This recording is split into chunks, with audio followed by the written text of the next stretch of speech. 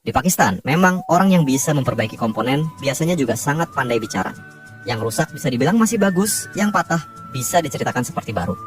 Kalau saya tidak bilang bahwa ini adalah universal joint pada poros penggerak mobil, mungkin kalian tidak akan mengenalinya.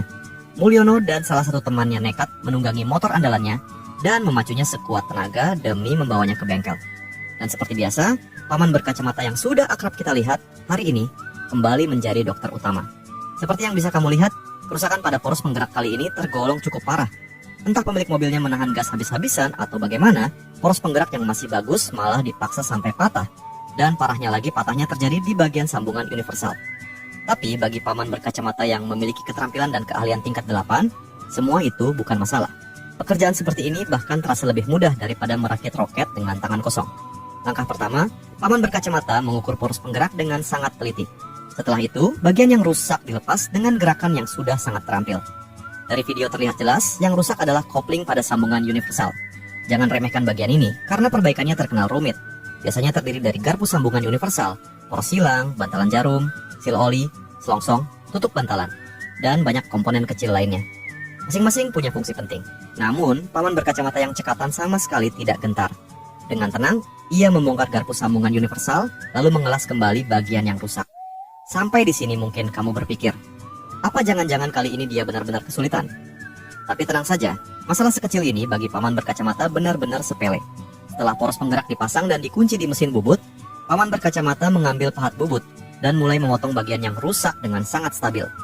Mesin bubut berputar kencang, serpihan logam berterbangan seperti salju. Tak lama kemudian, ujung poros yang terhubung ke sambungan universal berhasil dibubut habis.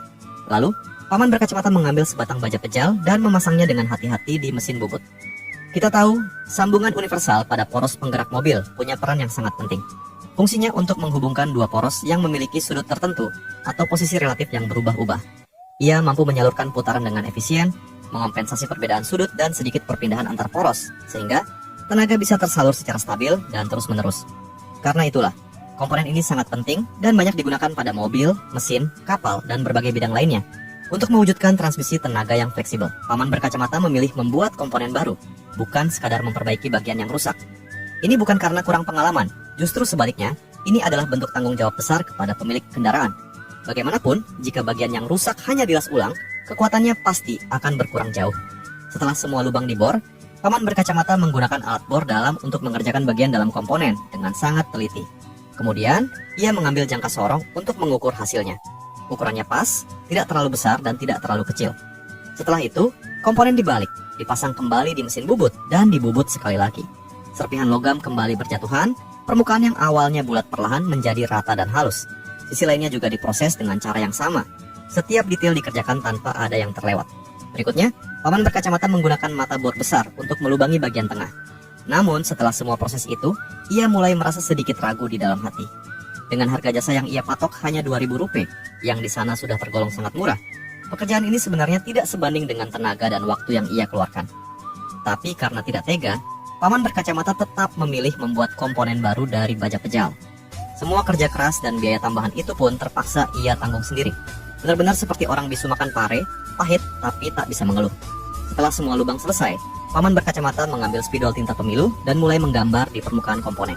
Ternyata, bagian tengah sambungan universal aslinya berbentuk kotak, sementara komponen yang dibubut olehnya berbentuk bulat. Artinya, masih perlu proses lanjutan. Tanpa alat freeze, paman berkacamata kembali mengandalkan kecerdikannya. Ia mengebor 4 titik di sudut-sudut tertentu, lalu kembali membubutnya. Tak lama kemudian, terbentuklah lubang persegi yang meski tidak terlalu sempurna, tapi sudah cukup presisi.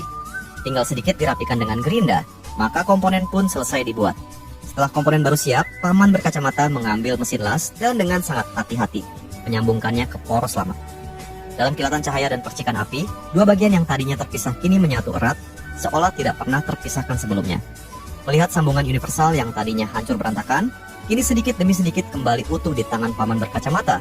Saya tak bisa menahan diri untuk mengacungkan jempol. Hati saya penuh rasa kagum. Di tanah Pakistan ini masih banyak montir seperti paman berkacamata. Mereka mengandalkan keterampilan tinggi dan rasa tanggung jawab untuk membantu setiap kendaraan dan pemiliknya yang membutuhkan, sambil menuliskan kisah mereka sendiri sebagai para perajin sejati.